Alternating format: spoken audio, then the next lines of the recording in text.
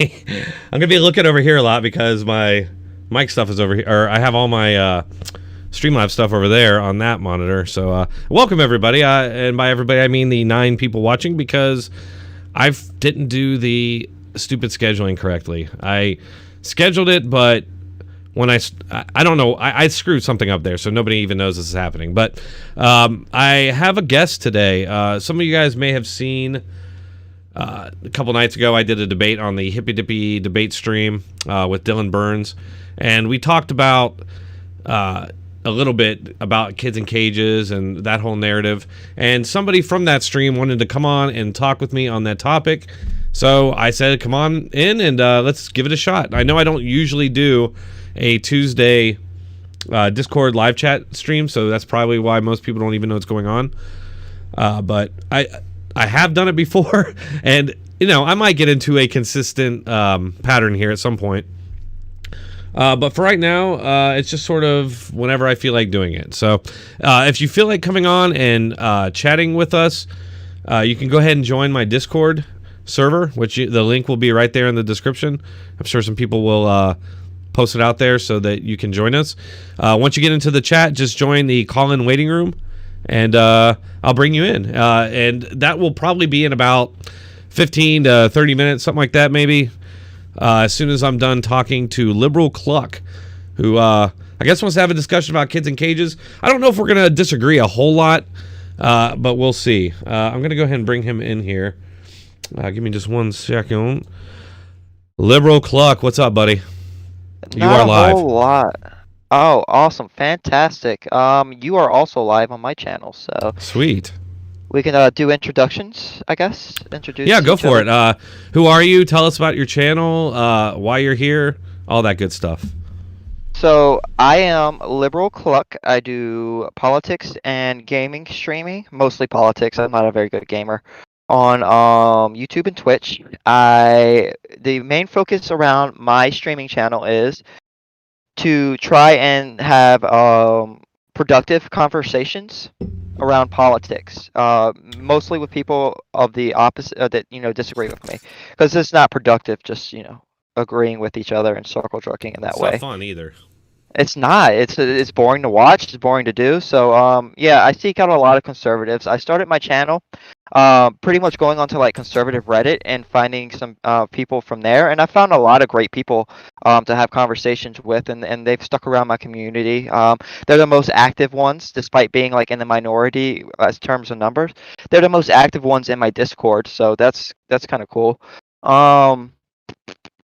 Yeah, and I am here today because I saw you on the Hippy Dippy podcast recently, and you said some stuff that, for lack of better words, triggered me just a bit. And it wasn't necessarily just you. It was because I was dealing with a lot of people saying the same thing. Well, I say dealing with as if I don't do this as a hobby, but it's.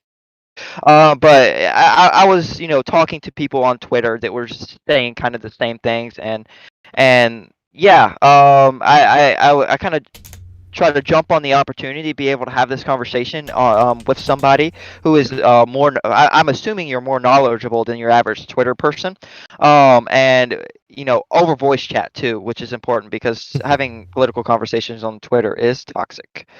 Yeah.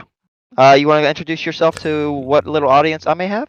Yeah, absolutely. I don't have a much bigger audience and I apologize for that. I screwed up. I didn't schedule it correctly. I think I put it on a different. It's scheduled for tomorrow or something, because it's not showing, and so my viewers don't really know about it. But I think they'll start to trickle in here, and usually I can get around 150 people or so. So we'll see if that happens. My channel is basically just about media bias. I try to inject a little humor into it. I know that's kind of the flavor du jour these days, but I got into this way back in like 2004, maybe earlier than that even, early 2000 even. And I've been really hooked on it ever since. I saw how the media was at the beginning of Bush, and then how it kind of evolved, and then going into the Obama administration, how they treated that administration. And that kind of fueled my desire to tell people basically to turn off your TVs because the media is lying to you on a regular basis. And I'm not you might call me a conservative or a right winger, which I guess I am by today's standards. But 2 decades ago, I was a liberal. So I don't know.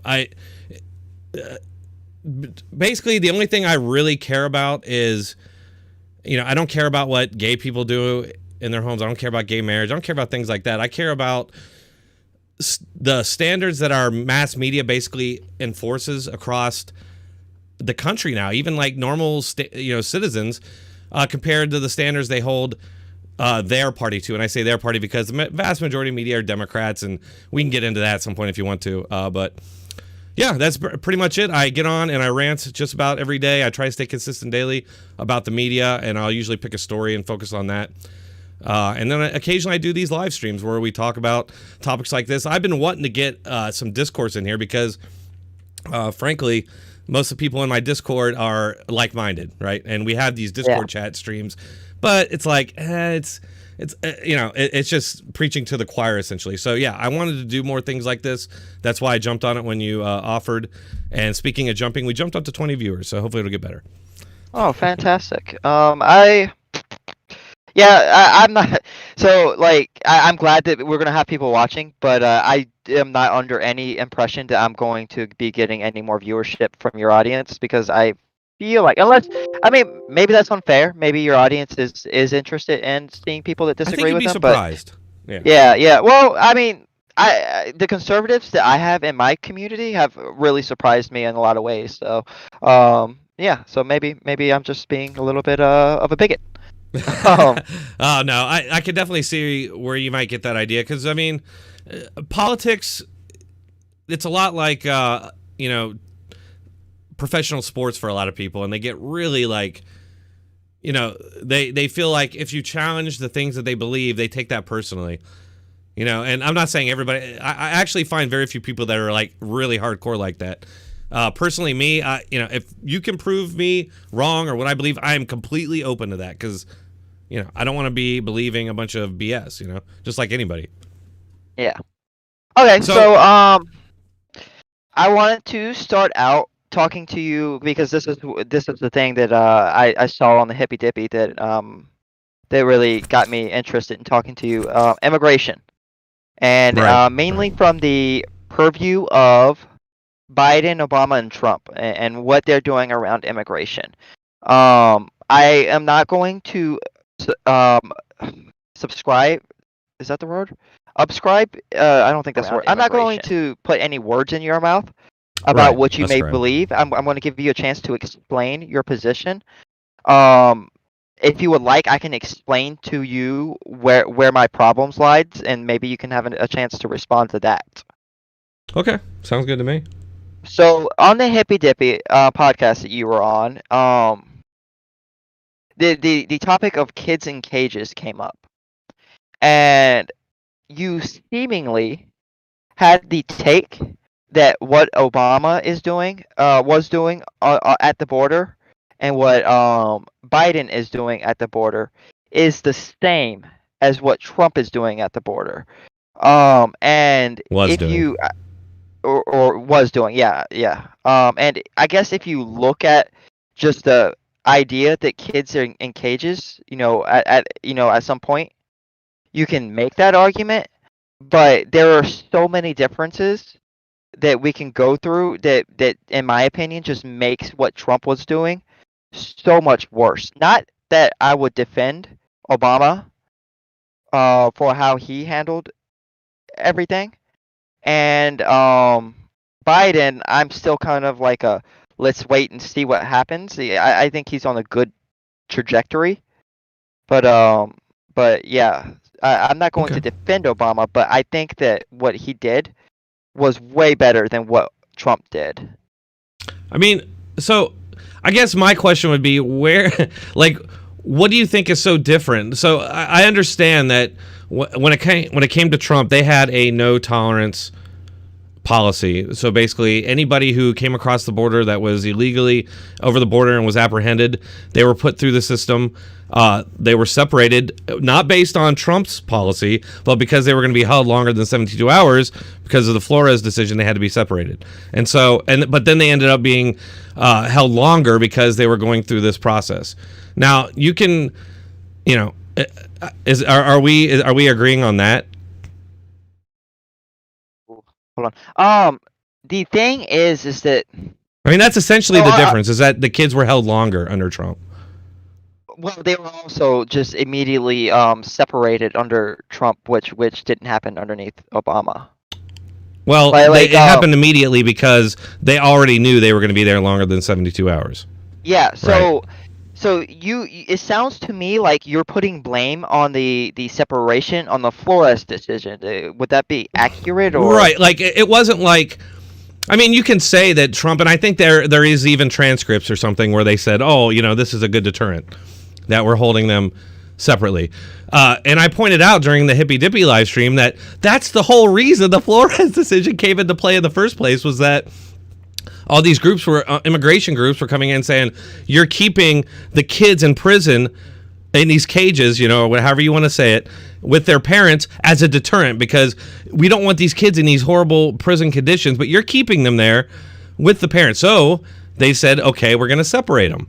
So that's how that happened. And then because Trump was prosecuting, or they were, going through the legal process with each one, it was taking longer, and thus the kids were there longer. Yeah, so the thing is that the Flores decision was a decision that happened, I believe, under the Clinton administration, correct? Right, that's correct. Yeah. Right. Which means that Bush and Obama had to abide by the Flores rules, correct. And they didn't have to separate children. Well, they did. No, they did. They were absolutely separating them, but I think what happened in those cases was essentially the after the 72-hour period, they essentially just let them into the country, is what happened. Yeah, you're talking about catch and release, which is an issue, a thing that I do want to touch on. But you say they separated children from their parents. They didn't do it by policy when there was no suspicion of any type of neglect, abuse, or these people not being their parents. It wasn't like that where it was like that under Trump. Children were absolutely 100% separated from their parents, dude. And it's been going on that's one of the things I wanted to find here. I told you about earlier. And you might know who I'm talking about. You might be able to help me out here since you really know a lot about this topic.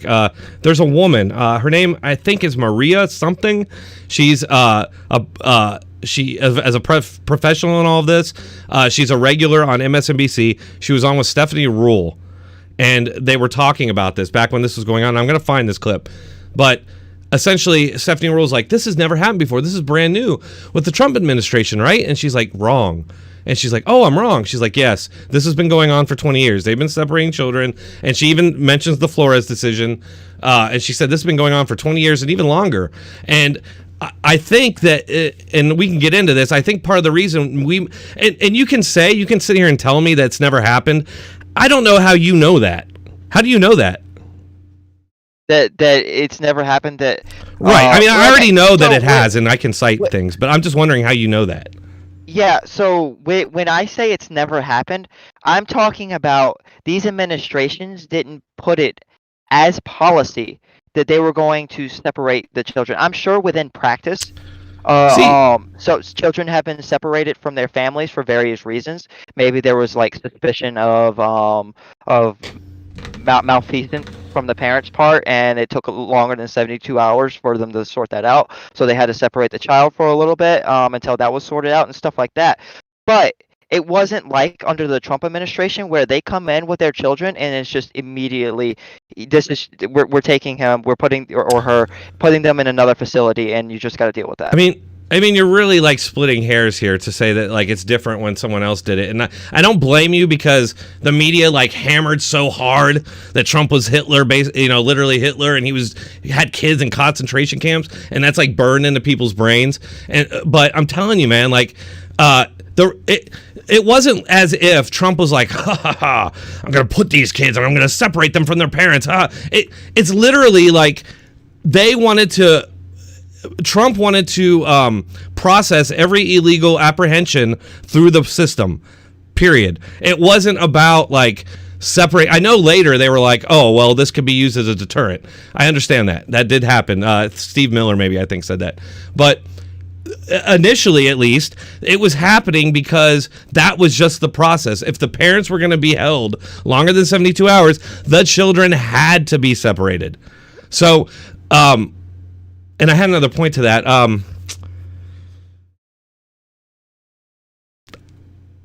Yeah, I had another point there, but I forgot. But essentially what I'm saying is, like, this has been going on for so long, and it really has to do with the law and the fact that the Flores decision said that they had to be separated. So, you know, the whole narrative against Trump started with the Obama administration. I know you already said that you're not defending them, and I understand that.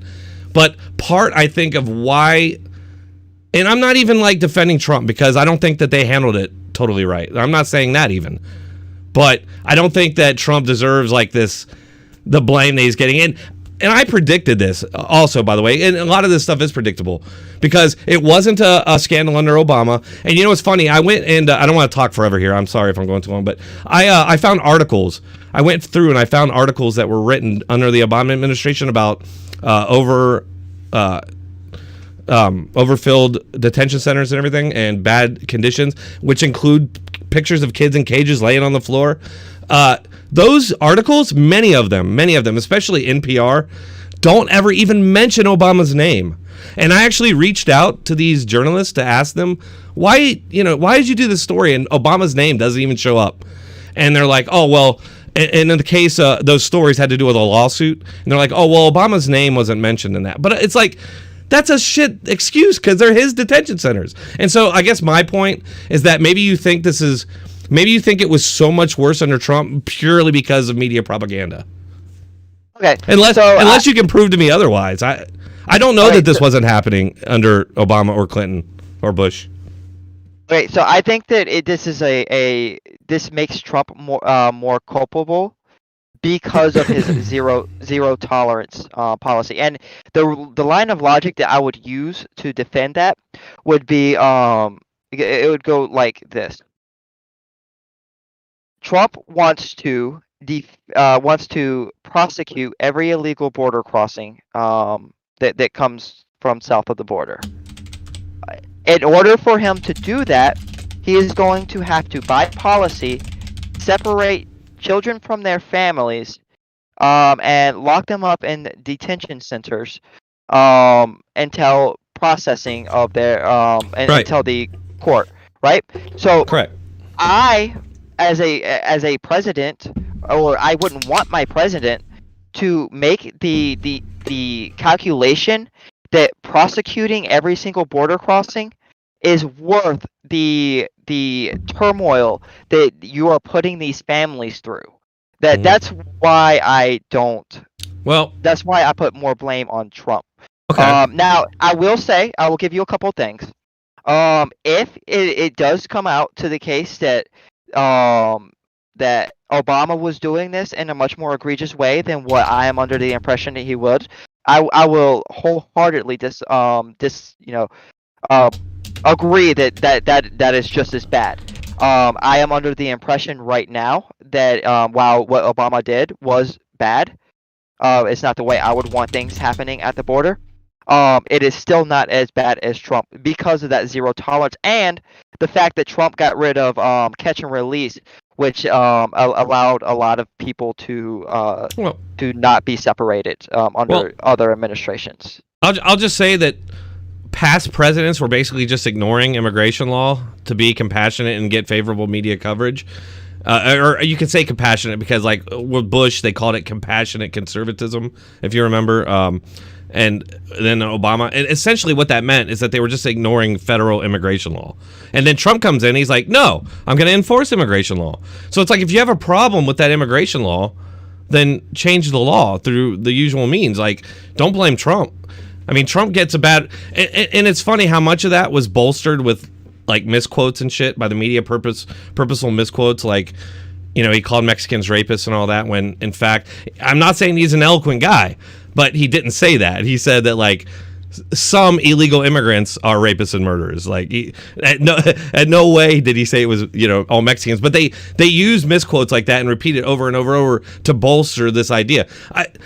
I would just say, like, you say that it wasn't going on as much, or as far as it wasn't going on as badly under Obama. And as far as children at the border, you might have a point. Hold on. It wasn't going on as badly, and it wasn't going on for the same reasons. But go ahead.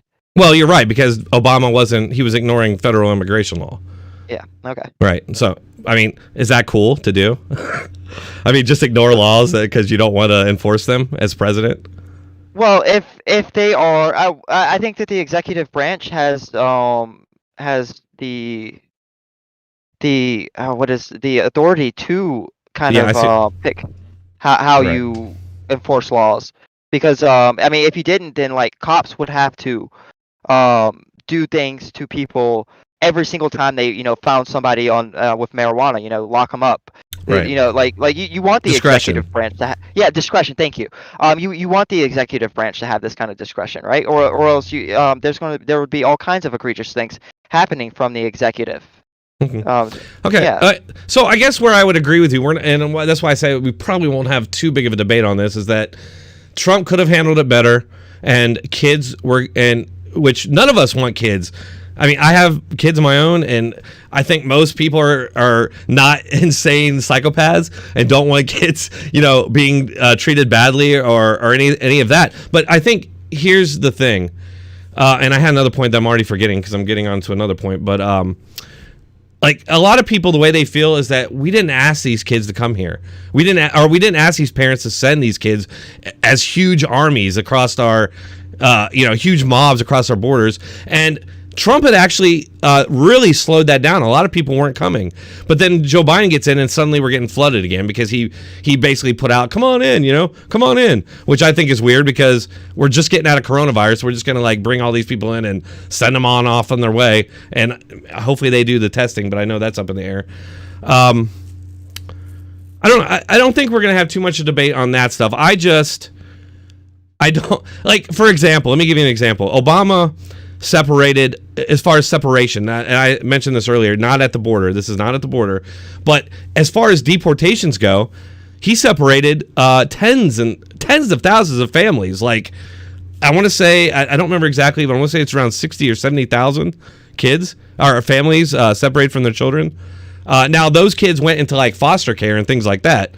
But there seemed to be a lot of emotional emphasis put on this separation part of this. And I guess my point is that was never a big story. That was never a scandal. Nobody hates Obama for separating children from their family there. They don't hate Obama for keeping the kids in the cages. And my problem in all of this is that, and I mentioned it earlier during the introduction, that I have a real problem with how these standards are enforced.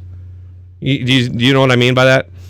So I think that you should spend a little bit more time on my wing of the left, because we are extremely hard on Obama for the maybe not the mainstream, and I'm sure I can go online and find stories about this, but my flavor of left is extremely hard on Obama for how he handled immigration. The porter in chief was one thing that he is used against him a lot. Yeah, he's like a revered, godly human on earth. I mean, come on. There's no backlash for any of that. In fact, they say he's scandal free. That's everywhere. Do a Google search right now for Obama scandal free. And you gotta know that's not true. And that's what I mean. You can sit here and tell me that like you're on the internet with some people who don't like Obama. The problem is, the mass media and all these institutions are controlled by the left now. And I know people are going to argue over what's the left and all that, but let's say Democrat Party, let's just say Democrat Party, that's who they're controlled by. Our media, we have Democrat state media. Literally like everything they accuse Republicans and the right and everything, conservatives of, they're guilty of. And that's why this issue for me is such an important one, because it's a great example. It's a great, they say a teachable moment. It's a very teachable moment, because what do you see now with Biden? Now, I've noticed it's kind of starting to fray a little bit, but you got, Psaki up there saying, "Oh, well, they're holding him in the container." It's what we always figure. There's a saying I always say: it's different when Democrats do it, and because there always seems to be this rationalization. And I get what you're saying. You're saying that you guys are not acting that way, and you do hold these guys. That's all well and good, but the mass media, Hollywood, academia. Big tech, all these are controlled by people who don't see it your way. They are hardcore bubble Democrat left-wingers, and they have no problems holding. The right will have standards and fall short, and they'll attack them for that. But the left, seems like maybe you guys have standards, but the mainstream left or whatever, they only have standards that they take in the moment for political expediency, and then the second that it's damaging to them, the rules change. Anyway. Sorry, I was on a soapbox there for a minute. So it sounds like we're leaving the actual issue of immigration. So do you want to kind of go over where we left at, and if we want to talk about something else, we can. Yeah. Sorry, I kind of got off there. I guess I still don't know how it was so much worse under Trump. I mean, Trump did sign that executive order ending the Flores decision, correct? Ending child separation? Didn't that happen? Okay, so I'm not exactly sure what that executive order said. I do know that or I am fairly sure that whatever executive order he signed in order, because he did end child separation, it was in order. It was because he was court ordered to. I'm fairly sure that was the case. You know what's funny here is, I'm reading this article. Biden pledged to sign executive order about separated migrant children and hasn't, which is I just find funny because I know that Trump did sign that. I think that they still ran into issues, though, with detaining parents, and not just parents, but just adults who claim to be parents but may not be. I guess my point is that when it comes to this illegal immigration and all this stuff, it's the waters are so muddy. And I think to be oh, Trump was so much worse. He was so horrible. I just feel like it's propaganda. I don't buy it. I understand that there were some kids, I want to say 1,200 around, they were actually lost their parents, but I'm pretty sure they found all of them at this point. I'm pretty sure. Or a long time ago, they had relocated all of them. Maybe. Yeah, so Trump. So let's just go over. I'm gonna go over my perspective of this. All right, go for Trump it. comes into office. He decides not to use his executive discretion when it comes to immigration, and wants to. Well, I will just say he wasn't put into office to do that. He was put into office to stop it. I'm just saying that's what he was voting. Okay, on. I mean, whether that's the case or not, I still don't like it. Yeah, that's fine. I mean, we're not going to agree on that, and I don't like it either. I wish it didn't happen, but I wish that they wouldn't come here illegally. So okay, so let's talk about that. You want to talk about that? Yeah, of course. But let's go continue with let's kind of wrap this one up with a neat bow. Okay. I'm just going to give I'm not. You can push back if you want, but I'm going to give my take, and if you don't push back, I'm just going to give my take. You can give your take, and then we just leave it at that. Go for it. So Trump comes in. He decides not to use his executive discretion to when it comes to prosecuting people who cross the border illegally. He gets rid of catch and release, which is way bigger than what people make it out to be. And what ends up happening as a result is he has to separate the children from the parents because of the Flores decision that says that children cannot be detained for longer than 72 hours. But he knows that he's going to be detaining the parents for longer than 72 hours, so you have to separate them. The egregious part in that whole situation is not the Flores decision, in my opinion. It is the decision to detain the parents, and despite having to separate maybe the parents, children. but yeah. If there's suspicion of coyotes or whatever, then I'm okay with that because you have to figure that shit out. Well, that's always. I mean, that's always a suspicion, right? It not. I mean, it can be, but not to the extent that like you have to take weeks to be able to figure this shit out. Anyways. Yeah. Right. Um. Right. And in that time, you said how long? 2 weeks?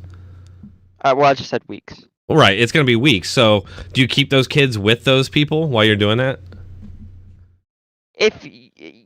But what I'm saying, so you know that Trump detained a lot of the people that were detained for over 72 hours. They were detained over 72 hours because Trump wanted to detain them until their court hearing, right?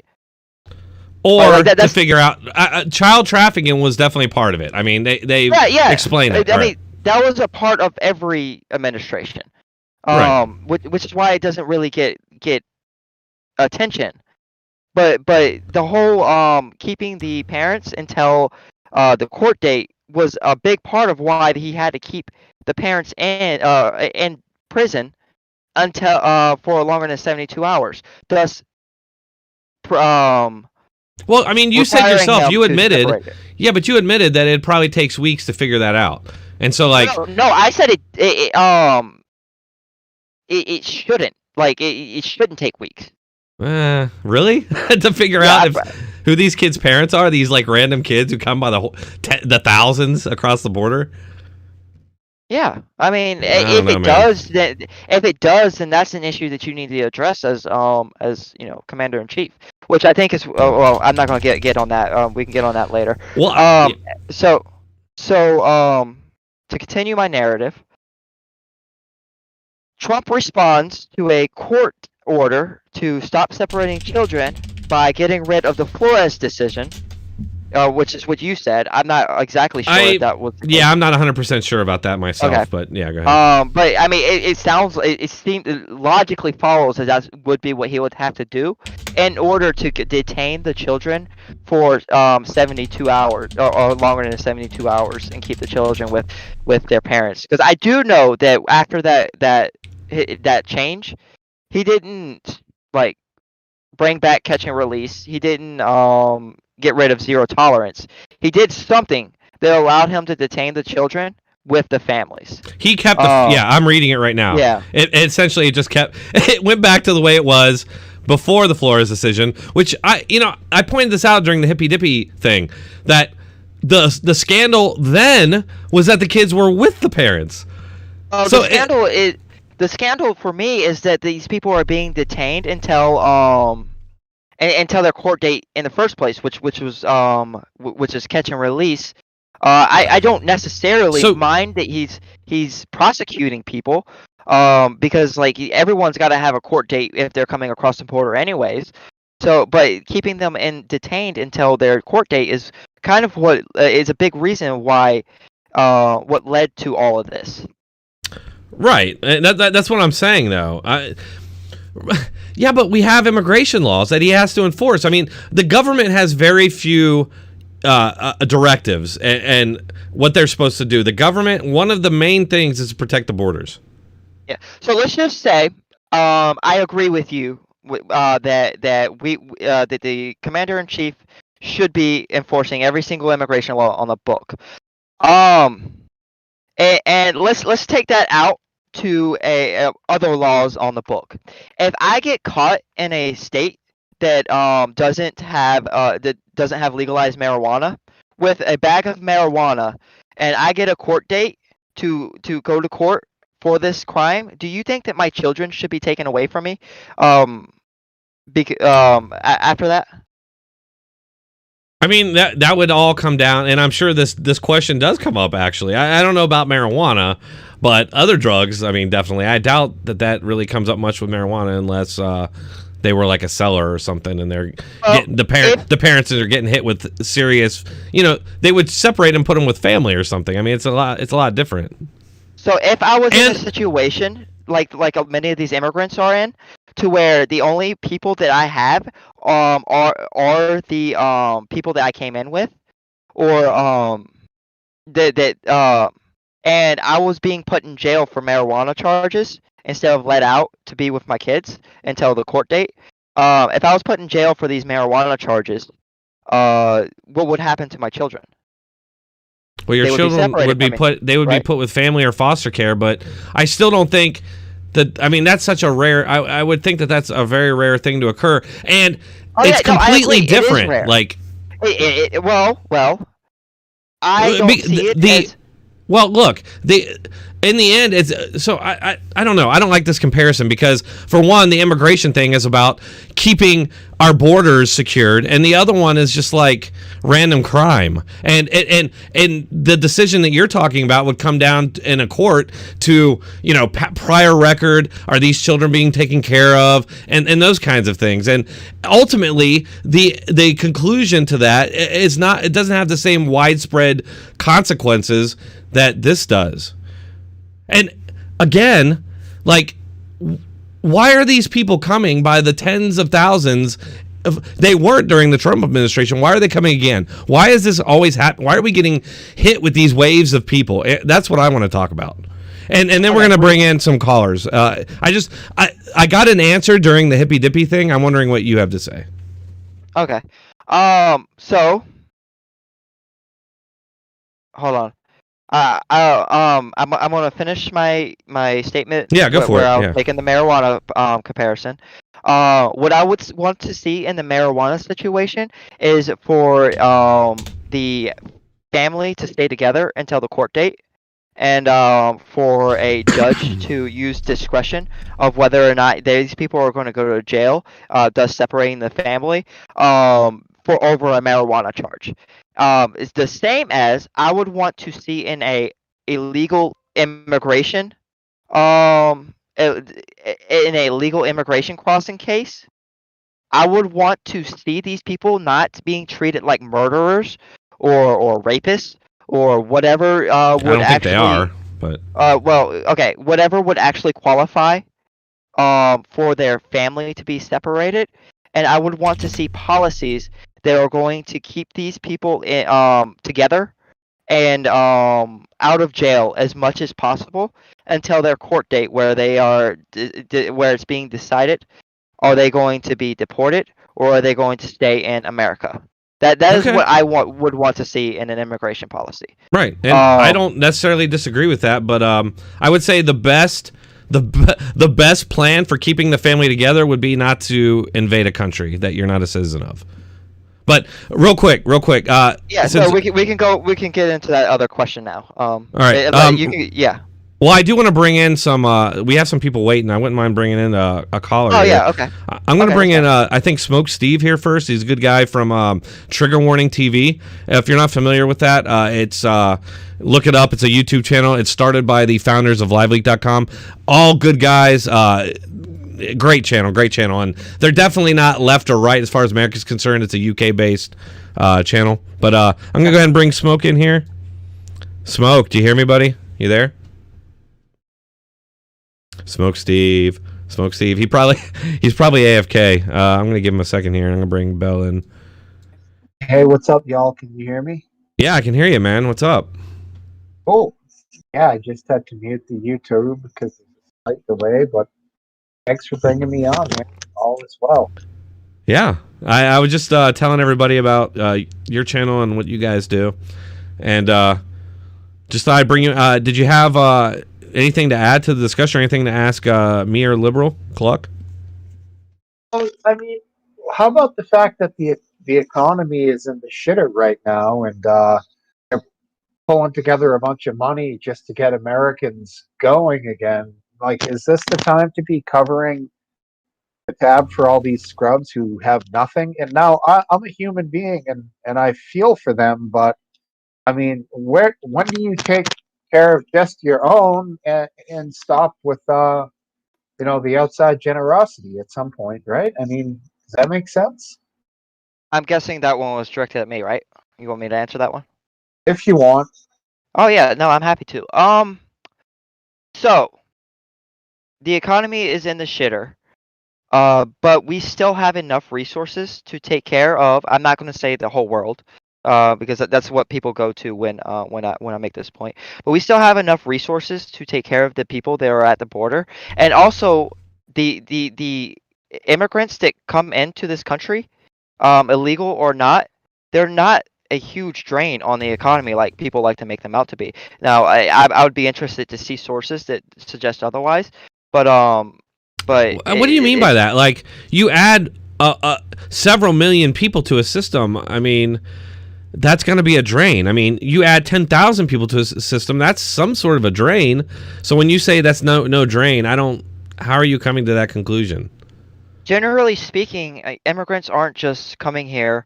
They're and sitting on their butt collecting welfare checks in order to take they care get of their benefits. children. Absolutely. I mean, the Democrats are signing all these bills giving them free health care and all this stuff. What do you mean? Generally speaking, immigrants, and this is backed up by all the studies that I've ever seen. Now, of course, I admit that I am in a more left-leaning bubble, so maybe you can come up with something that says something different, and I will be happy to later on PM you some stuff that I've read.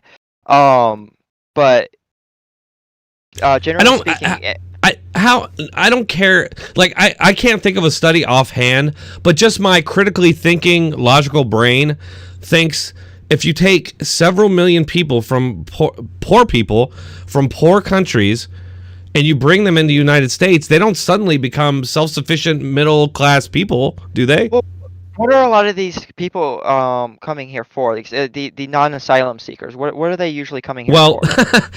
and just so we are clear on this, the asylum seekers, the vast majority of them are not asylum. They're coming because it's like Obama said it himself, and like claim to be asylum. Right, they claim it. Hold on right. a second. My stream just pooped the bed, so let me try to fix that real quick. And Steve, if you have anything to interject here, bro, go for it. I do. I mean, when you are approved for asylum, doesn't that mean that you're automatically approved for yes, welfare benefits immediately? Yes, it does. I mean, come on. Why do you think they're all going for asylum? Right. Well, I mean, I'm not coming down on you or anything, liberal Cluck, at all, buddy. No, I'm not. Fine. I'm just saying, like, the human brain struggles to think of a way that these people. But it could be way bigger than that. And okay. Here's the thing. Here, one last thing I want to throw in here. Do you think maybe? And I don't think this is the case. Not all. I don't think all immigrants are automatically going to like fall into the Democrat plantation, as we would say. But do you think which party do you think has most to benefit from millions and millions of people streaming into the country needing American welfare? Okay, and real quick. And use video if you guys have it. I want to address. Oh wait, if I use my video, will it show on your stream? Because I had somebody asking about that. Yeah, well, if you're able to, if you're already streaming out to your stream and you're using your camera, you won't be able to. Yeah. Gotcha. Okay, so to address the earlier issue, the thing that y'all were talking about, when it comes to the economic drain, I asked you a question. What do you think these people are coming here for? They're coming here to work, right? Yeah, I think a lot of them are. Yeah, I do. They're coming here for a better life. Yeah. For sure. They're not, and I don't begrudge them for that. By the way, they're human beings. So, they want a better life, like all of us, for sure. So, having people come here, having people that have the drive to cross continents to come here in order to work, is adding a very determined labor force to our country. These people are going to come here and work. They're going to pay taxes. Even the illegal immigrant taxes in some form or another. They've got to buy things. They've got to pay taxes to at least the localities. And just their contribution in that way is usually at least a net zero or positive impact on the economy. There are people who come here and they get benefits. But those people generally are also trying to find jobs, trying to learn the language in order to work and things like that. So it's. Clark, can I ask you a quick question about the juxtaposition of the two? Would you say there is more of the ones who are come here and work, or more of the ones that come here and get benefits? Okay. So hold on. How would you categorize somebody who's both getting benefits and works? Would you categorize them as a worker or a benefits? That would Or- be or a just- loss. Benefits. That would If you're be a working loss. and getting That would benefits, be you're a still loss. getting benefits. Well, I don't really have a way of answering that question. Intuitively, I would think that most of them are working. Even many of the ones that are getting benefits, but I haven't seen any studies or whatever that looks at that. But I have seen studies that look at the impact the immigration and illegal immigration has on the economy. But can I just And- say, and- and I think partially you're trying to push back, and I think this happens a lot in this debate. You're trying to push back against any kind of perceived, like racism against immigrants, or some kind of perceived like bigotry of people assuming that immigrants don't work and they're just coming in to get on the dole. And I think I think that maybe you broadly generalize, like you might call it positive broadly generalizing, but I think that a lot of, especially the illegal immigrants, are on a lot more programs than maybe not even of their choice necessarily, because they come in here and they get pushed through the system, and you better believe that through that entire system they're being signed up for benefits, maybe if they don't even know it, right? Okay, so even if that is true, I mean, we have Americans that are true. working. It Okay, absolutely wait, is wait, true. wait, hold on. We have Americans that are working and on benefits and such, and they also are a positive on the economy. Right. The I think only there are positives, by the way.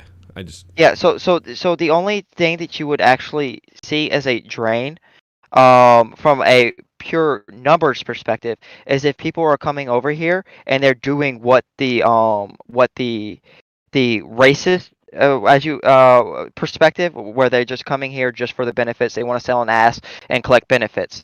That would be like a net drain.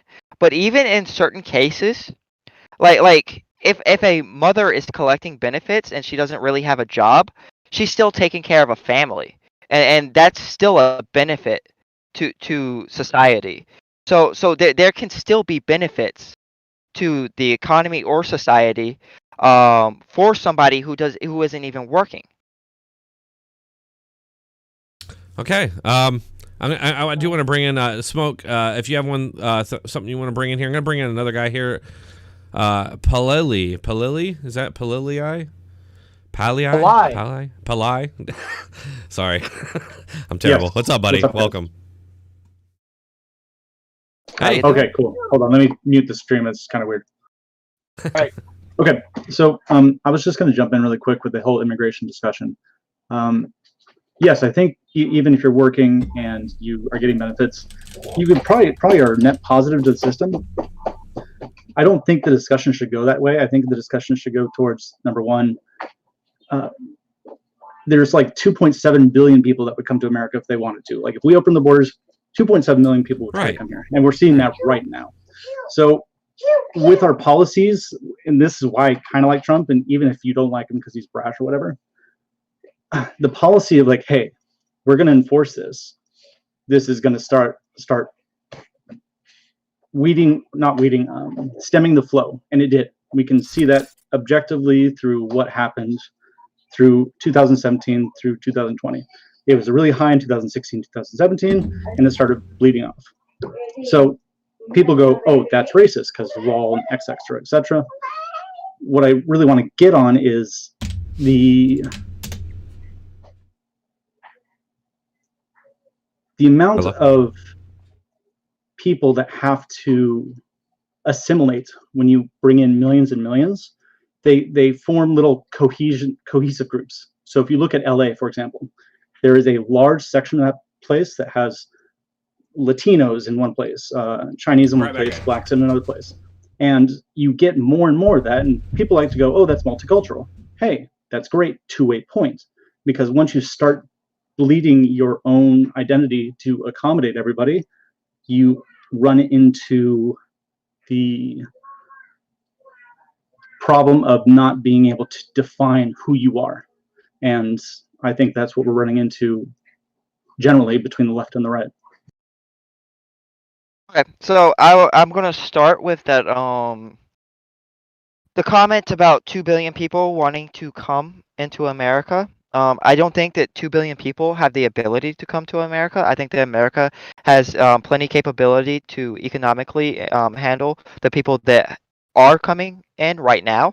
If we ever get to a point to where there was like substantial evidence that we were going to, if we start like if we let these people in, it's going to start negatively drastically negatively affecting many Americans.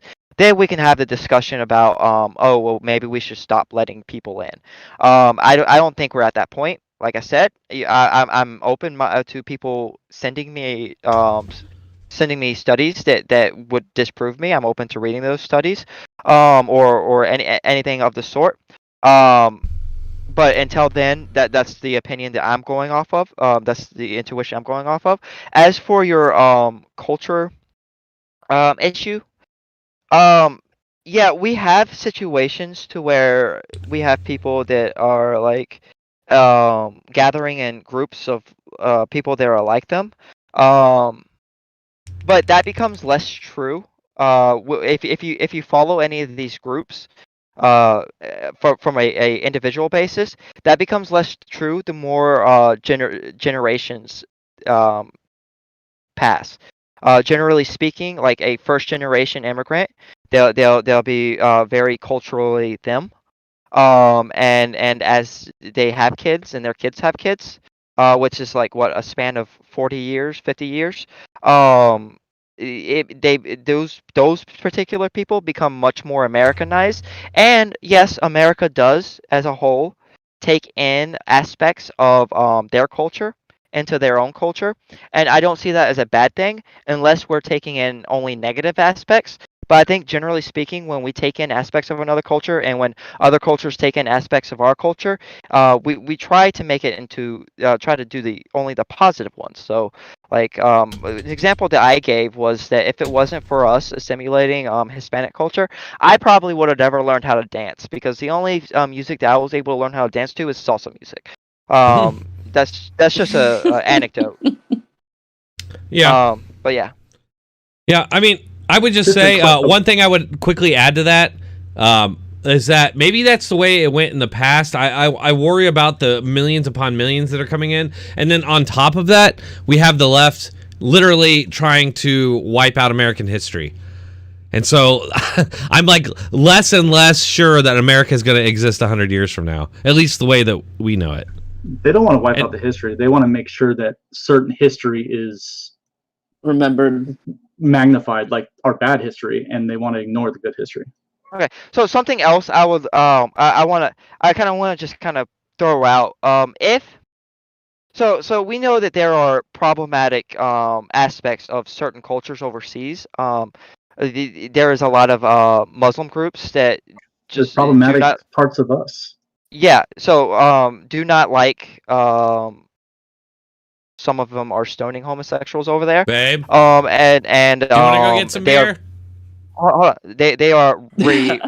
They are repressing women.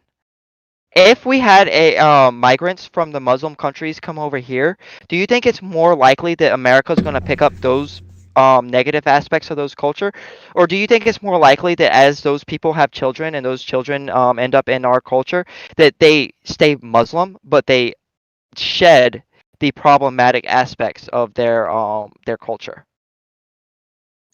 Well, here's how I would tackle that issue. Let's look at the left now. Right now, the left is going, 400 years ago, there's slavery. And guys, go video if you can. They're browbeating the hell out of anybody who goes, well, racism is not as bad as it used to be. Even though that's true, they dodge that by saying, doesn't matter, your history sucks, therefore you are responsible. So you're saying that, yes, generationally, cultures mingle. But when you have large groups of sections, and I can show you tons of studies from Europe just in the past 10 years of their immigration from Northern Africa and stuff like that, they have massive problems with people just living in their own groups. They don't even bother to learn the language. They don't bother to learn any customs because they don't have to. When you bring in a ton of people, they can coalesce and don't have to worry about assimilating. And that's what I see the problem happening. Okay, I would be interested to look at those studies. Yeah, none of us have studies right now. I mean, you haven't Yeah, posted any studies. I honestly, I told you, like, I haven't like lined up any studies. So basically, we should. I mean, if you want to start throwing out studies, go ahead. If you want to link them in Discord or something like that. But otherwise, like. This is a thing that I was looking to look into over the course of a week or so. Yeah. I'm not going to open up a study right now and go over it. That's not the point of this conversation, I don't think. Not really. Yeah. So Yeah, as far as anybody immigration goes, I think pretty much as far as we go, I don't think anybody here, and I don't think the right in general, there's definitely racist right wingers who are like white nationalists, but most of us literally just want to preserve like America, like the idea of individuality, the idea of everybody gets an opportunity, not necessarily an outcome, but everybody gets an opportunity, and we want to see that keep going, because these are things that foster like innovation and it's not mediocrity like a lot of these countries that these people are coming from. We just don't want to see our country turn into those countries that they left. And I don't think that it's not a racial thing or anything like that. It's just, if these people come from these countries and they come to America and then they vote Democrat, and Democrat is definitely leaning socialist and increasingly communist, it looks like, then we're basically allowing in an army that's going to change this country, completely change it to something it was never meant to be. That's what we're worried about. And it's got nothing to do with race. So you realize nothing to hold do on, with hold on. race. Culturally, Hispanics tend and the black community line up with conservatism way more than they do liberalism. No, I'm sorry. No. And that may have been before, but conservatism in general, and I'm not a conservative per se, but conservatism has been turned into a pejorative. It's a pejorative that is looked on negatively. And in fact, I mean, and I talk about this a lot on my channel, that's what's happening increasingly to anybody who stands in opposition to the left, what their agenda. It's turned into like, you're hearing white supremacist. It used to be you heard racist a lot. Now it's like domestic white supremacist terrorist. They're just upping the ante constantly to like demonize their opposition. And so when you tell me that, it's like, I don't have a lot of faith that it's going to go that way. I mean, it seems like and I'll give you an anecdotal example here. I know a few Russian people. I worked for this Russian guy that has an electronics recycling company. And I used to, back in the day, I used to sell eBay items for him. But he lived through the Soviet Union, came here, he's done amazing things here in America. But he came here a Democrat. He initially was a Democrat, but then over time realized these people are bringing what I ran away from. And so now he's like a staunch Trumpian Republican, because he sees that in the Democrats. And you know what else? Like the Cubans and people like that, like in Florida, who are very anti-democrat. Look what happened to them. Look what the media was saying about them. The media was saying that, these are a bunch of rubes getting taken by right-wing conspiracy theories. They think the Democrats are socialists and communists, and that's, they're just being taken in by right-wing conspiracy theories. It's not a conspiracy theory, man. I'm telling you. It's real. Okay, People genuinely are concerned about that. So nothing you just said counters what I said, that culturally these people tend to be conservative. They tend to be Christian. Actually, not enough of them. Did Trump win? The black community doesn't generally vote for Republicans. Right. Because of the... It's a monolithic vote, Democrats mostly. led them to believe that they were the ones looking out for them. Yeah, so we can argue over whether or not they're voting in their best interest when they vote for Democrats. I would say they are. You, of course, would say they weren't. But they vote Democrats because of civil rights and Democrats being the ones that they see as being the ones that look out for them. Right, but why do they see it that way? And it wasn't Democrats. It wasn't Democrats pushing civil rights. The majority of slave owners were Democrats. Out of the entire... Democrats opposed civil rights. Were...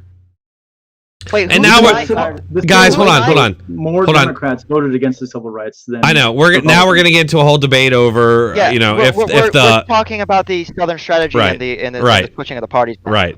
We're going to get a debate about if that was a thing. You're right. which I'm happy to talk about. Nah, it's too much of a divergent. Let's try to stay on, okay?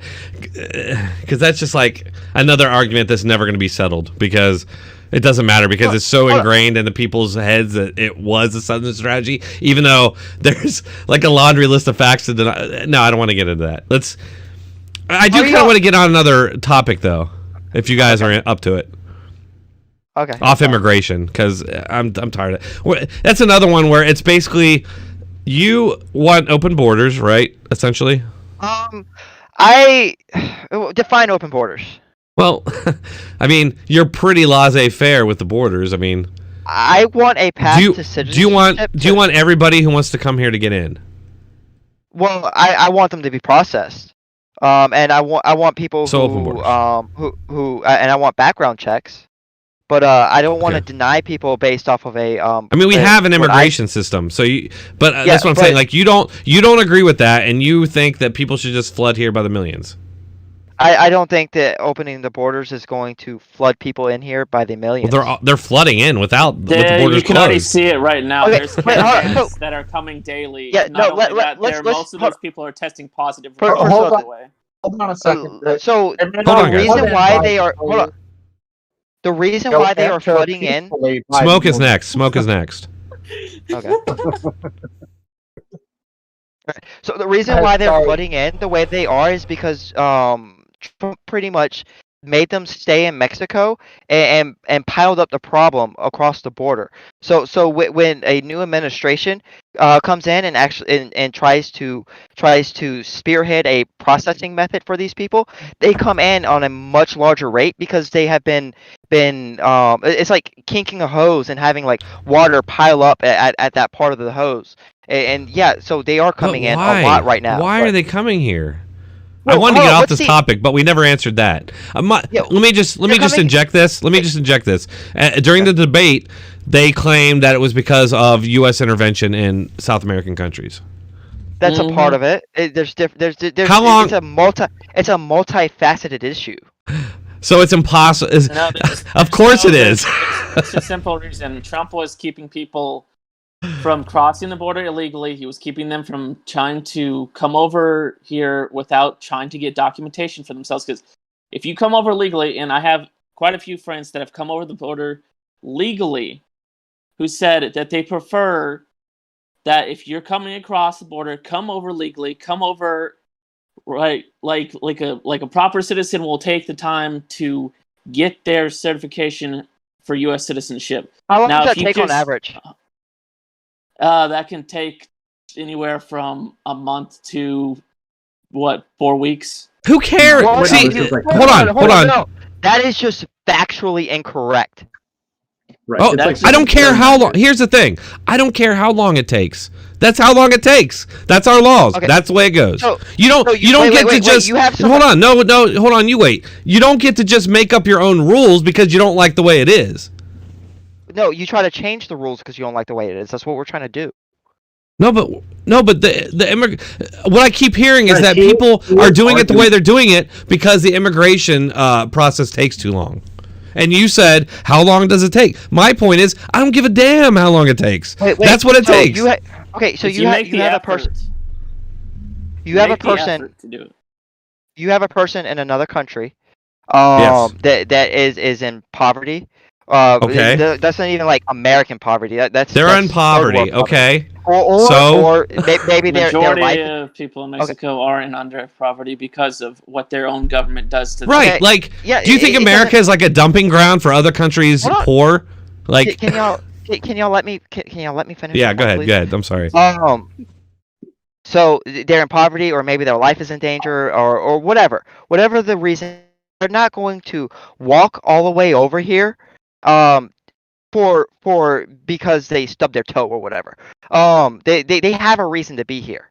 So they get here and they find out that they've got to wait in this situation for 7 years in order to become a citizen. Do you think that it's unreasonable for somebody who has been told that to try and find another means to come in? Yes, absolutely. So it's okay for them to just commit. It's okay for them to commit to breaking the law just because they want to get over here. Like, what's I don't. how is that justified? Like, how is it justified that you can let somebody come across Because over like that? Like, that doesn't make any sense. Like, okay, that's you're Yeah, being no, very contradictory. I understand what you're saying.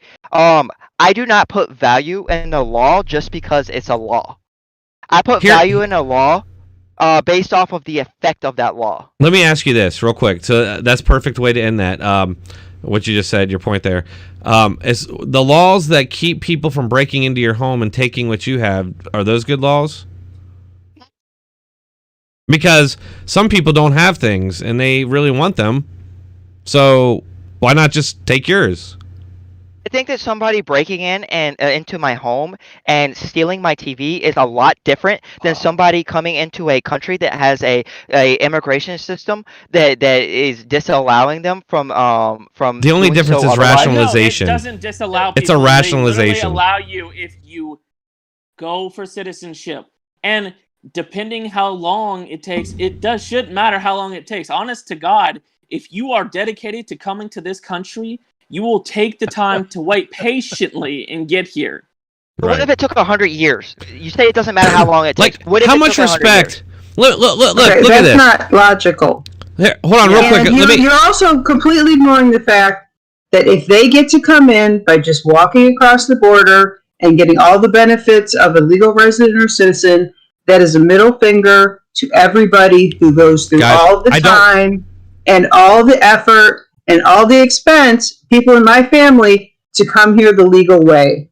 And the reality is, if you greenlight the people who do not follow the rules, millions and millions will come. Real quick, liberal. You don't understand my position. Go ahead. Cluck. Go ahead. Real quick before you answer, guys. I don't want to dogpile on him. He is one. No, I'm fine with this. No, I'm fine with this. I just want to be. I just want everybody. I want him to get his chance to say his piece, and everybody take a turn. Go ahead. Yeah, I'm fine with being dogpiled. I do not like. I do want a chance to actually answer though. So my idea isn't to allow people to come in illegally. My idea is to change the law to where it makes it easier for people to come in legally, to where we don't expect people to stay in the detrimental situations that they are in south of the border when they have taken made the effort to travel north, usually on foot. We don't expect them to stay in that situation for 7 more years because of arbitrary reason. So it's not arbitrary. It's the law, okay, and you're saying that you want to make exceptions to the law that other people are expected to adhere to. No, so you either no. Okay, all right. So you want to lower the bar.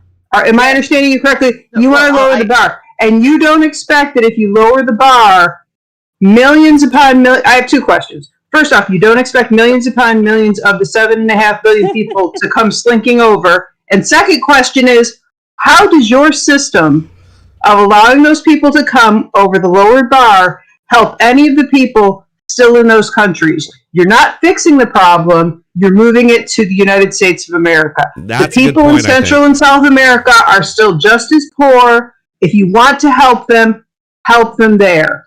And you also seem not to get the fact that a lot of people who are coming illegally aren't doing it because they have to be here, and the poor and the hungry. Human traffickers, drug traffickers, people who simply do not want to follow the rules because they have no legal basis to enter this country, and they know it. Okay, so I don't support human traffickers.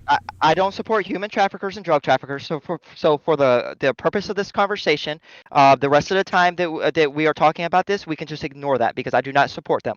What else did you say? I want to. You can't just ignore it. It is part of the conversation. I have no problem with you responding, but you cannot ignore that and just dismiss it. That's not a valid argument. It's not fair because what you're proposing opens the door to them too. Hold on. So if I am 100% for a system to where if a human trafficker or drug trafficker, which by the way, if for somebody who is trafficking, comes into this country, I am completely for a system of us not letting that person in. What about the ones that are already here? That is another question. What about the ones that have already come over here? No, we're not. Not with Biden under this his administration. Do you a majority honestly of these think people are being given amnesty and they're being let go easily? Do you honestly think that Biden's administration is seeing a person from another country who is trafficking humans and just letting them stay here? Do. Yes, he let Epstein do it for years. Oh my gosh! All right, I'm gonna have to see a source on that. Are you for or against the wall? Because even if it's not illegal, I haven't even addressed all of your other issues. Well, that's a fair question because you're saying it doesn't matter. And you're not, and we can ignore it. We can't ignore it. There's no system to keep them out at the moment. So wait, there is. It's called. We have a vetting process. I'm not for getting rid of this vetting process, which the people who enter illegally attempt to circumvent. You're not being logical. I have no problem with you having a different opinion. Hold on. He is being logical. You cannot not use logic. Guys, stop. Look, he's trying to say that basically, I want a system that brings them in legally. And yes, I know there's issues with like the people that have already been waiting and all that kind of stuff. Like this is the general liberal point of view with the moderate liberal is basically they want to take care of people that have had hardships. That has obviously we know that has morphed from the asylum-based claims, which is like, oh, people are in dire straits. And I don't think that they even realize that their own empathy is being used against them. For example, the whole immigration thing with how Trump was treating kids in cages.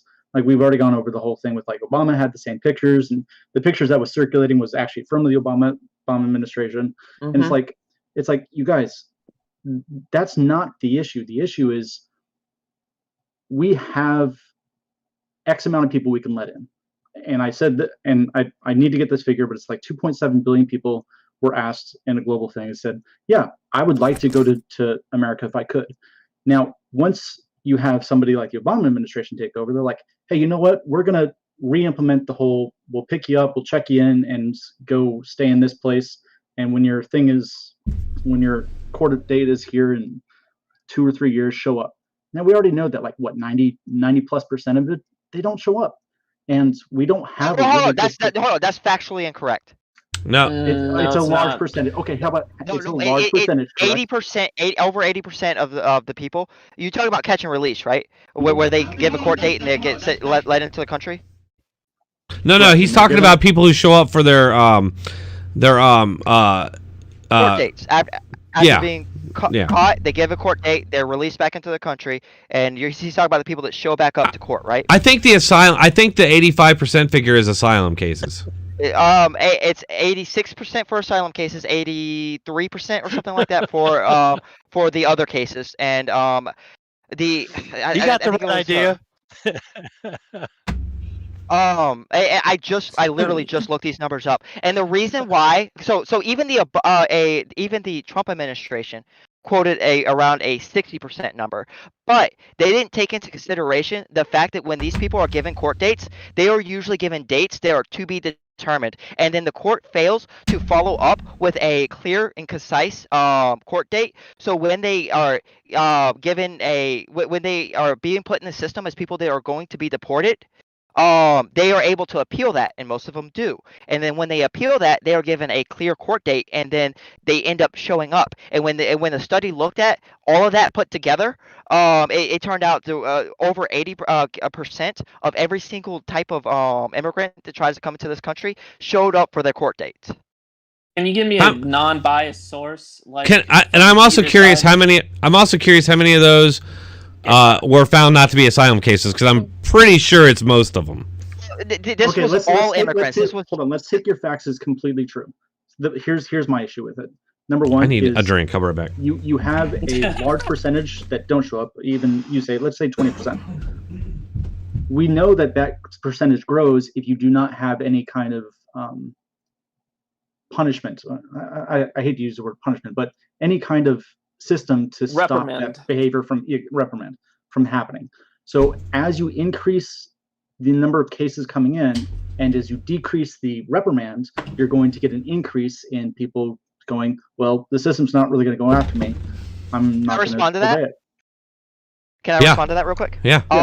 I am 100% okay with if you give a immigrant a court date and they fail to show up and like everything's in the up and up, everything was clear, they had the means, they had the opportunity to show up, and they just decide not to.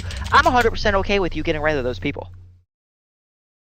I know you are, So we can agree on that. But there's a ton of empathy people that will just go, "You are an evil bastard for saying that." And Maybe, but I'm not one of them. I know you're not one of them. I'm not saying you Unfortunately, are. I'm saying the main push from the Democrats, which is basically the majority major of controlling Democrats, party. not all. Yeah, I'm saying the main push, like the leadership, the people that have the things that get things done. They The Nancy are the ones Pelosi's, that, the Chuck Schummers. I just got off of the stream watching freaking what's his name, the comedian that's now anyway. So he was complaining about the whole like, hey, they voted us in and we still don't have our checks and we still don't have this and they're still doing this, and it just cracks me up. I'm like, this just reminds me of the whole Hillary Clinton having hot sauce in her purse. Can I add something related to that? When you talk about increasing the number of people who are allowed to seek asylum, what does that do to the time? Is that going to reduce or increase the court cases and the cost to the American taxpayer? Can you at least concede that's going to go up? Oh, hold on. I just want to finish asking. I can answer that. I can answer that. Okay. So if we have a system that is focusing more on processing these people and less on detaining these people, then we would decrease the cost, because it costs a whole lot of money to detain people, and also we would get through the processing. Yes. Let him finish, Bill. Well, but he's not talking about the same thing. I'm talking about catch and release, which is the Biden plan. That's why. If you let more people in for catch and release, the cost and the time are going to go up. Is that logical, do you think? No, because okay, so the cost. That's magic then. No, listen, okay. It's not. Liberal, can I kind of speak for you really quick? So yeah, go ahead. Maybe she'll listen to you. Excuse me. Really quick. So look at the war on drugs. So I think a lot of Republicans are now opening up to the idea of like, hey, you know what? Legalize the drugs, and maybe this whole crappy Mexico cartel thing will kind of go to the wayside, because right now they hold all the cards because it's illegal. And what he's saying is, yes, the cost will go up, but I'm not saying that. Hold on, the cost will go up to process them, but the cost will also go down from prosecuting them. Yes. So I think in a net positive, he has a point. And I think us as, and I'm not Republican, I try to be as independent as possible, but I do lean conservative. Same. We look at like the war on drugs.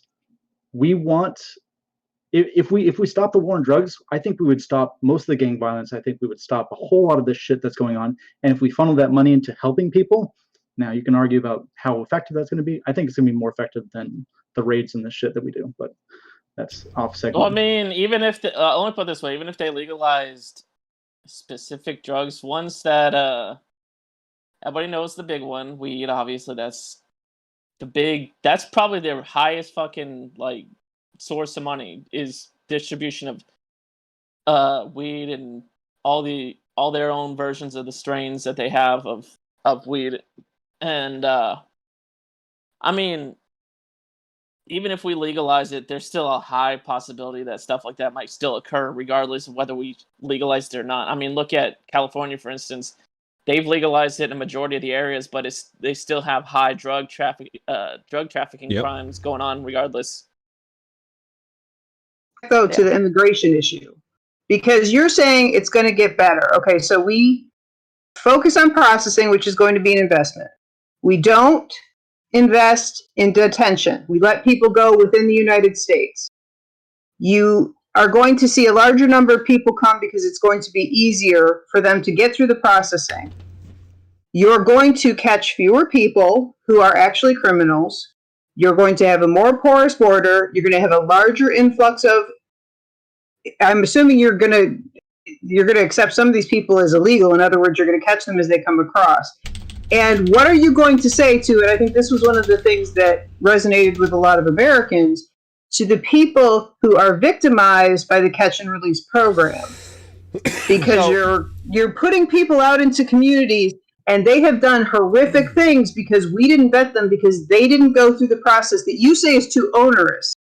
It's too difficult. It's unfair to these people who, mind you, we owe nothing to. They're not American citizens. You have an idea that we owe something to the world. Okay. We owe them nothing. They are not All our right, citizens. They are listen, not our responsibility. Hold up. You asked me a question. Can I answer? Yeah. Yeah. So, catch and release does do a, I believe, and if I'm wrong, so they do a background check to make sure these people aren't like predisposed to violent behavior, to the extent that they can. So I don't think that. Okay, hold on. To further my point, immigrants are no more likely, and I think there are studies that show that they are less likely to commit crimes than native-born Americans.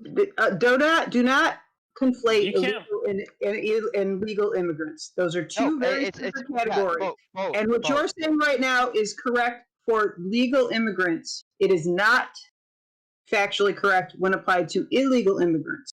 That is not true. I'll have to Well, no, because that's something you've been doing from the very start, long before I got here. You have been applying statistics from legal immigrants and using them to justify things related to illegal immigrants, and I find that to be offensive because it's misleading and it's not fair. It's not a valid argument. You think that the crime will go up, but here is a logical line of thought that I have when it comes to this. If you make it to where you are letting people, giving people a path to citizenship, and you have a group of immigrants that are coming in, they're given a court date, and they know that they have a really good chance of getting in. I feel like that most people who are here for legitimate reasons, not to commit crimes, are going to do everything in their power to be able to go through that process. Whereas right now, we have a process that is so onerous on these people that a lot of them, even if they are here for legitimate reasons, they may not get through be doing the process just because it's that owners. So you're saying, hold on. Let me finish. And furthermore, if we have a system like that, and we have a group of people that are not going through the process, even though we have made this process simplified for them, and have made it to where their chances of actually being able to do this legally is way higher, but they're still not doing it. I think that is going to signal out criminals much more than the current system that we have today. No, okay. So your argument is, besides the fact that you used the word feel, which I don't think your feelings are a good basis for our system of immigration, you believe that these individuals who are willing to leave their countries and are so desperate for a better life that they are willing to crawl across our border illegally are then going to somehow be detoured and run back home because of red tape. And if that's your argument, I would suggest to you, they didn't actually need to be here for the reasons you think they do. A lot of the people that cross this border for those situations don't even get access to citizenship. So yes, they do try to come in here illegally. Yes, they try to come in here illegally, and you're saying that they're going to be deterred by red tape from sticking around for legal residency. And I'm telling you, if the little bit of waiting and going through the legal process turns them off, there's two problems I have with that. First, they are not going to be law-abiding citizens. They are going to be bad Americans. And secondly, they were not quite as desperate as you are portraying them to be. Because if they were that desperate and if they were that afraid of going back to whatever it is they're going from, nothing in the way of paperwork or bureaucracy or waiting would deter them. Let me just add to that. It's a thought I had earlier that if I'm going into somebody else's country, I myself would have the highest level of respect for that country, right? I'd go in, I would respect their laws, I'd be polite, the whole thing. People that are coming into this country, I get you're saying everybody's super desperate. I don't know, like Bell, I don't know if I buy that. But they have, it seems like they have very little respect for the country. And think about how many of them, illegals, come into this country, break the laws, and then get fake IDs or steal people's identities. So not only are they breaking America's rules on their entry, but then they're screwing over American citizens. So I am looking at a study right now, and I can link it if everyone wants to look at this. Yes, please. It has a chart where it says PNAS.org. It's I don't know the Non-biased organization. website. Okay, so bias or not, let's look at the logic of what he said, and I actually agree with him. And okay, let me state why. So it is correct, because I think this is a blind spot for the right. They go, okay, illegals are doing illegal things, and therefore, when they get to the States, they're going to continue being illegal or doing illegal things. That is a fallacy. I think we all can recognize that, correct? I mean, Right? to assume they are going to. No. Hold on. It's too general. You're being generic. Hold on. I see what he's saying. Illegals because they entered the wrong way. Right. There's a right, difference but you don't. between illegal and an illegal immigrant. Right. If they right. had respect for our country and our laws, they would have come the legal way. Right, but he's And saying there are that. many pathways to legal residence. Right. All right, guys. That's the same as bashing him on the feelings argument. So right. Well, it no, is. you're I see what he's saying. You're making a generalization, and you're telling us to sign on to it. I don't sign on to generalization. I'm saying it's a fallacy. It's a fallacy to think that when somebody does something illegal, it's not a fallacy. In some cases, you know that's true. Hold on. It's a fallacy to assume that they are automatically going to do that. But what we're saying is that if somebody does that, we're assuming that they have a propensity for that, and they likely will. Is what we're saying. We're not saying it's absolutely guaranteed. That's what you're saying. And I am saying that this is a blind spot for the right, because once we kind of go down this rabbit hole. Sorry, guys. Just like the left demonizes like white supremacists, we do the same thing towards illegals, and we don't like to think that we're racist, and I don't think we are to an overwhelming degree, but we do have our biases. I think that's one of our bias traps. Can I say something to that? After you're done. Finish. Yeah, cool. When they're here and they've already been caught, because that's usually what happens, not usually, but many times it happens to the illegals that enter. They're given a court date and they're released, right? That's how the first thing goes. Once they're released, they actually try to keep their nose very clean, because they know that if they screw up, they typically get sent out. Now, this is what the point he was trying to make, and this is backed up by a couple of studies that I watched, because it made me think a little bit differently about how the more empathetic look at the situation.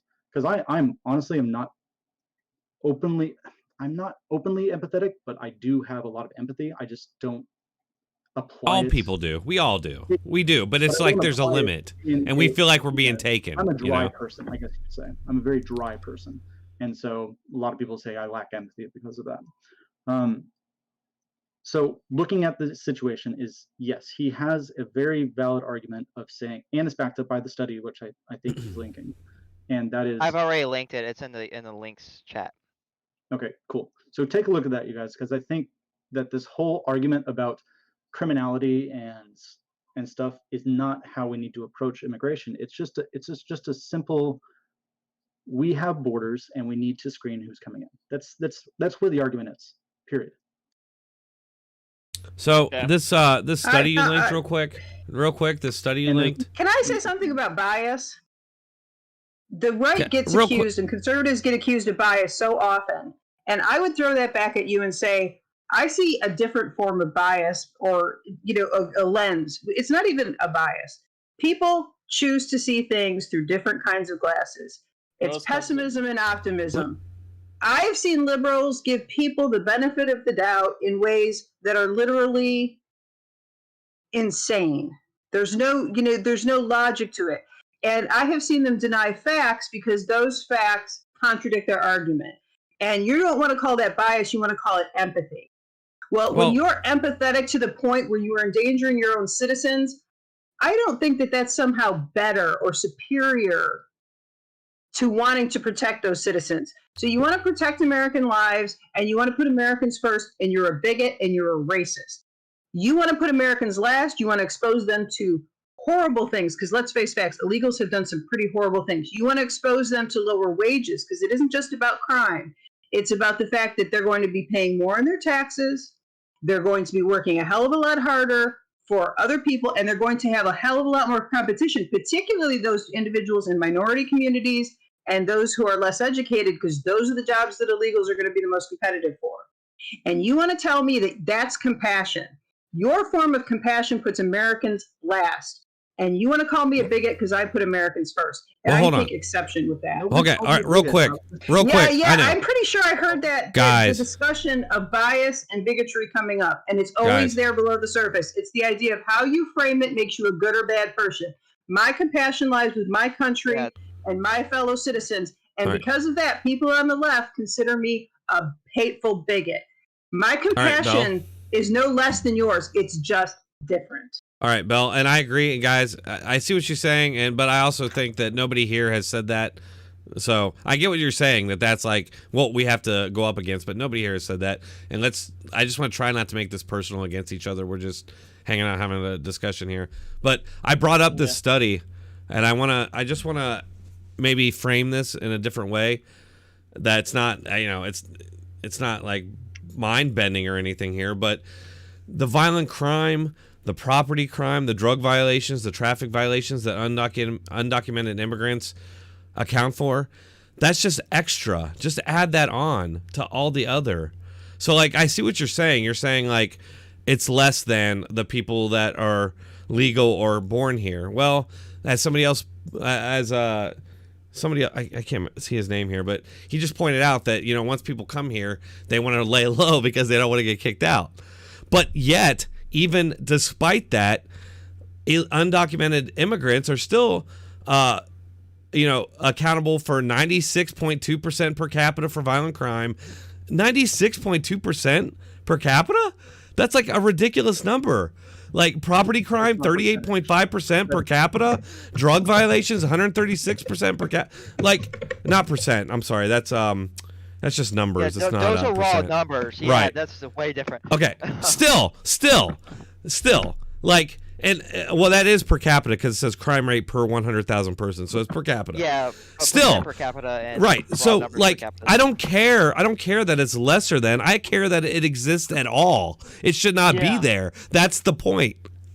Yeah, Okay, and so- I mean, hold on. I want to say something. Go ahead. So in the situation, like she mentioned, a lot of this, and I take from what Dronetek said, because that's a lot of information that was very interesting that I kind of hadn't looked up myself, but now knowing, thank you for that. But in regards to the situation, Well, that's the study that Liberal Cluck posted. It's in the share links. I'll post it in the main chat. Go ahead. Sorry. Yeah. Anyways, like, even if it's like raw numbers, it's still pointing out a complete fact that this stuff happens at such a high rate, regardless of whether they had good intentions to try to come and skirt by. Even if it was low rates, it doesn't matter because it's just added to the existing violent crime, the existing property crime, the existing drug violations and traffic violations. You're just adding to it. Yeah, you're just. My question to you is: would you apply that to any other system in America? So, for example, if we have a system where the tourists that come into America were committing a X amount of crime, would you say we shouldn't have tourism in America because we are adding to the existing crime? Well, tourism's a lot more regulated and controlled than illegal immigration. Yeah, I mean, it's not at all the same thing. They're coming to spend money, not take money. Okay, but even if The difference. but there's still going to be a number of crime that's going to happen due to tourists. Yeah, and if they do commit crimes, they get the proper punishment. Right. I mean, Same with you're talking legal about a very very encapsulated kind of thing. It's very controlled tourism. Well, I mean, immigration is pretty controlled too. Illegal immigration is what we're talking about. But when they get caught, what happens? In a lot of cases, they just get deported. Yeah, they get deported. And even if they get caught, we end up bearing the cost of that because then you say, okay, well, we put them in prison. Okay, like we don't have enough prisoners of our own to pay for and keep. And you want to increase, do you want to increase the prison population, or do you not want to increase the prison population? You're trying to compare apples and oranges. If tourists were a problem, we would not be welcoming tourists. And if there was a particular country where a lot of problems were coming, we would hand out less visas. We have mechanisms for controlling tourism. We have mechanisms for keeping tourists safe and for keeping Americans safe from tourists. Yeah, tourists are, by their very what they are, they're way more respectful for the America than somebody ignoring our laws, invading our borders, and then whatever else comes after and tourists add value to our economy. They give Americans jobs. Immigrants compete for Americans' jobs. That's a very different impact. And I know people want to say they help. Legal immigrants very much can enrich our economy. But you have to be careful about who you let in, what skill sets they bring, what position they come in. And I come from a family of legal immigrants. And I have family members who are recent legal immigrants who went through the very difficult process of getting here. You do understand that no problem with legal immigration. Okay, you do understand that I am not saying that we need to just let people in and not take a look at them. You do understand that, right? Then how much? Then give me an amount. Tell me how many people and how much we invest in keeping our borders secure. I mean, are you pro-wall or anti-wall? How much do we invest, and how many of the 7.5 billion people on this planet get to live here? And how much do we invest in taking care of them if they come here because they can't take care of themselves? And how does your system help any of the people still left in the places that they are allegedly fleeing from? Because if they come as refugees or they come because they want better economic opportunities, you are doing something called a brain drain. You are taking the most motivated, the most healthy. No. Wait, listen. Hold on. When you let in people, whether they're illegal or legal immigrants, the most motivated, the healthiest, and the most intelligent are most likely to succeed in the process, which means you just took some of the smartest, healthiest, most motivated people from countries that are already struggling. Congratulations. You just made things where they were worse. Okay, so everybody thinks. All right, let him respond. Let him respond. Okay, so what you just did was a gish gallop. There's no way I can actually even remember all the points that you just made and respond to them. But I will respond to the last point. Do you not think that people who travel here, usually on foot across continents, aren't motivated? That's my point. The people who are the healthiest, who can make the trip, point you made. The people who are the most motivated come here, which means you took healthy, motivated people out of places that needed them in order to build themselves up. Yeah, I hear what you're saying. Okay. Listen, I hear what you're saying. I misunderstood your point. I apologize. I misunderstood your point. Because you either care about the people in Central America, can you let me respond to your new point then? Can you let me respond? Stop. Bell. Can you let me respond, please? Listen. I want to have a cordial conversation, but you're making it really hard because I can't respond to you. Yes, I do care about the people in South America. I am 100% for sending over aid to South America or whatever we can and need to do in order to get South America back on their feet. I am 100% for that. I don't think that there's any study that suggests that stopping immigration from those countries are going to do that. There is actually. Because of what I said. The phenomenon of, and it's not just illegal immigration. The reality is, when you bring people into the United States, it's like an eyedropper from an ocean. You help a handful of people, and they're usually the healthiest, smartest, and most motivated. And what does a country need to improve its situation? It needs the healthiest, the smartest, and the most motivated to step up and do it. And when you allow them to leave and come here, you take the greatest resource a country has away from it. That is a major problem of immigration, both in the United States and Europe. You don't really help people. You hurt us. And you leave the other people who are left behind with less human resources. Okay, I repeated the point. Okay, if somebody is so motivated that they're going to walk or to America, if they're so motivated to leave, do you think that they're going to put that motivation towards actually staying and trying to improve their country?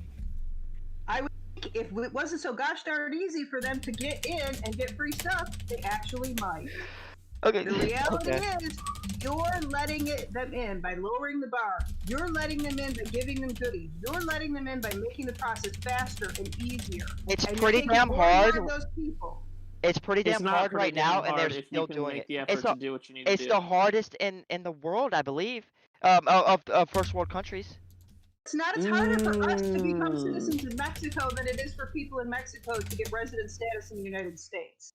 I mean that. We Okay. have an extremely America. Do you understand that in other countries you're not even a citizen until your fourth generation? Try moving to Japan sometime.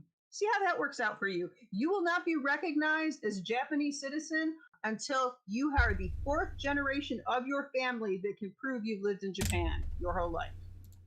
We are the exception. We are very kind. Our borders. Do you know that in some places, if you walk across the border and you're doing it illegally, they'll shoot you? Yeah, that's something I want to. We don't do real that. quick. Parts of the world, you break in illegally, they murder you. Real and quick. They don't feel bad about it. Let me throw something out here to Liberal Cluck real quick because he's just getting bombarded. And dude, I want to thank you for coming here. You've been great so far, and I appreciate you staying and taking all this heat. There's a lot of people here, so I do appreciate that a lot. But I do want to ask you, like. So I think most people here, like we brought up earlier, have a lot of compassion for people. We want to bring in people in this country. I personally want people of all stripes come here and we, unite and create something amazing. I'm all for that. But I think what happens is that a lot of Americans start to feel like their generosity and their compassion is taken advantage of. And then you have guys like you who, I'm not saying there's anything wrong with you, but it's just like you have compassion almost to a fault where like you're very willing to give a lot of other people's time, money, energy, whatever it may be, like because for you it's just as it's as much as just saying, oh, I'm compassionate, I say bring them all in. But other people are maybe trying to be more frugal, you know what I mean? I don't really see a point in being frugal when it comes to to legalized immigration, because as even Errant Bell is it Bell or Belly? It says legal immigrants are a net positive for the economy. So No, she never said that. She never said that. Not once. That's what I said. No, that's what I said. Legal. Yeah, that's what I said. You're saying what you want to do is basically change the law so that basically anybody, I mean, like we were talking about this earlier, you basically want open borders, right? I mean, if that's what you want to call it, sure. Yeah. So, I mean, a lot of people have a problem with that because every other nation on this planet has sovereignty, and you're wanting America. There seems to be all these weird standards that are held, that America is supposed to be held to, that nobody else is. Like what? Can I say something to that real quick? Go ahead. Okay, like their so history, for example. Yeah, our history. What if you go back to tons of American history? Obviously, we have our bad, we have our good. But what has America done for the longest fucking time? We have taken all the slack for every other fucking country. We've done. It's true. Their militaries. We've took military. We fucking what is it? The attack on Pearl Harbor is what set America off on Japan. We didn't do anything. We did that whole World War that occurred. We weren't involved in it because we didn't want to get ourselves into that kind of bullshit. And then when we got attacked, that changed. But like we've literally been shouldering every country's little bullshit. Fucking Russia, we've done for Saudi Arabia. There's probably 1,000 different fucking countries I could label off the top of my head right now. Yeah. The point is, America's like the world's piggy bank. Like we backbones everyone. I don't. And all, just so you know, I rate your little animation there is cracking me the hell up. Like, I'm like, what is that? Sorry, it's just hilarious. Go ahead. I don't disagree. I don't disagree with this concept that America is shouldering a lot of burden of the world. I would like to see that stop. I'm actually kind of curious, and this is going on to another topic which Dronetek has been wanting to do for a while. How do has any of y'all seen the leaked plans that Biden has for Iran and Afghanistan? No, I don't think I have. When did that come out? I don't know. I know View of the Fifth column did a good video on it today. The TLDR of it is that basically Biden wants to bring Iran into the world stage and let them take over Afghanistan so that we can leave. Basically, they just want to. They basically want to just hand over to to them. Like, I mean, in some aspects that's good, but at the same time, Which means it's they'll like, get nukes, right? Yeah, I doesn't mean, mean there won't be. Which we all knew was coming anyway. wait, hold on. Why do you think they'll get nukes? Well, you say bring on the world stage. I mean, for one, they're gonna get them. Like, it's gonna be just like North Korea or Iraq, like it was going with UNSCOM. They're gonna get them. It's just like there's this facade put on, and when you say that they're gonna be brought onto the world stage, well, that's gonna mean having nukes, right? So, well, not every country that's on the world stage has nukes, but also, Majority. if they're going to get nukes, wouldn't it be better to have them as an ally than to have them as a enemy? A nation run by a bunch of 12th imamists? Yeah, I don't know. Yeah, how are we having the country They've that never chants death to never America been a and friend of parades? the United States. Yeah. They've never been a Well, friend of the I don't United even care States about that, guys. because- They are a nation run by people who believe in the return of the 12th Imam, and they're people who want to bring that about. I mean, they're like the most fanatical Christians. They're like fanatical Christians with suicide vests. Okay, so y'all say that fanatical Christians who believe the things they believe. y'all. Well, no. I'm saying like you would think of a fanatical Christian as being someone who's like really intent on Jesus's return or something. These people believe in the 12th Imam's return, but the 12th Imam's return will bring on, worldwide the end of the world, and they want to bring that about. So Okay, so- why would you want to give them nukes? But yeah, go ahead. Well, first of all, nobody's trying to give them nukes. I would imagine that any deal that we would garner with them would have some kind of mechanisms that would either slow that process down or keep it from happening altogether. A lot of people on the right think that the Iranian nuclear deal was just this awful deal. But like the experts that have analyzed it tend to disagree. So I'm going to go ahead and go. With Well, who are your The experts? experts loved UNSCOM too, and that was a complete failure. So I don't know. Furthermore, having a combative relationship with Iran while they are pursuing nukes, and without us being able to even have any type of surveillance of that, which was in the Iranian nuclear deal, it puts us in a objectively worse position. Yeah, but look than- what they did. Like you- they regard like if you remember, and I'm pretty sure it's all over the news, or it Still was do. back then.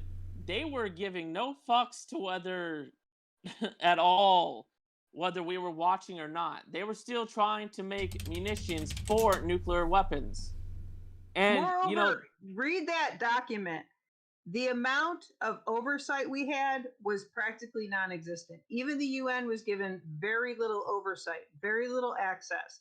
we That were was only not allowed what to it go in was for short presented to periods. be. We weren't allowed to. Oversight can be Yeah. anyway. If you actually take the time to read that agreement, That GIF is it was fucking with not me, what man. it has been presented to be. Did the you amount of wait? oversight was subpar. It would be a generous way of saying it. Let me make a Mel, quick comparison. did you read the document? Yes, Why is it actually, I code, did though? because I Why saw is a it code? documentary on it.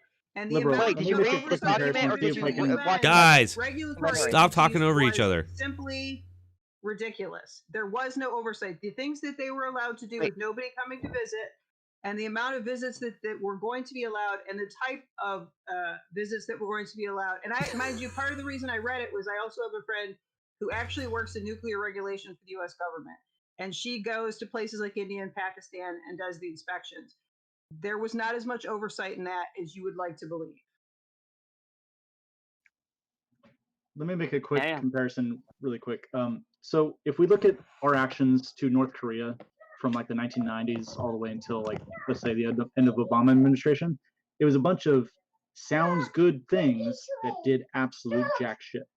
I think it's the same policy, what you're saying that Biden wants to do with Iran. It's going to sound good. It's going to sound like we're going to try to bring them in, and maybe they'll listen if we just give them this, kind of like why we gave them pallets of cash. Oh, if we just give them this, they'll be happy. But the problem is it no matter what ideology or whatever another person is doing, if their constituents or if their leadership want to just screw off and they have no accountability, kind of like our politicians, they're just gonna fucking shove it up your ass. It's ridiculous. Oh, pardon me. All right. Well, no, Hey, well, guys, real quick. He makes a very good point because there's Real something quick, built guys. into that religion too, where actually encouraged to lie if it furthers the cause of Islam. And remember, that is an Islamic state. It's a Muslim-controlled country. And Yeah. under the Quran, you are not allowed. You're encouraged.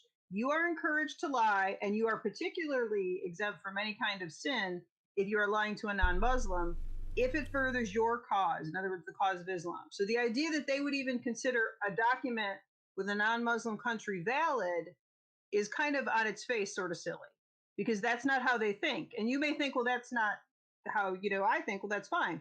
But they very much don't think that way. They think that lying in that case, lying to that end, is not only acceptable, it's good. It's a good thing to do. All right, guys, real quick. Furthering the cause.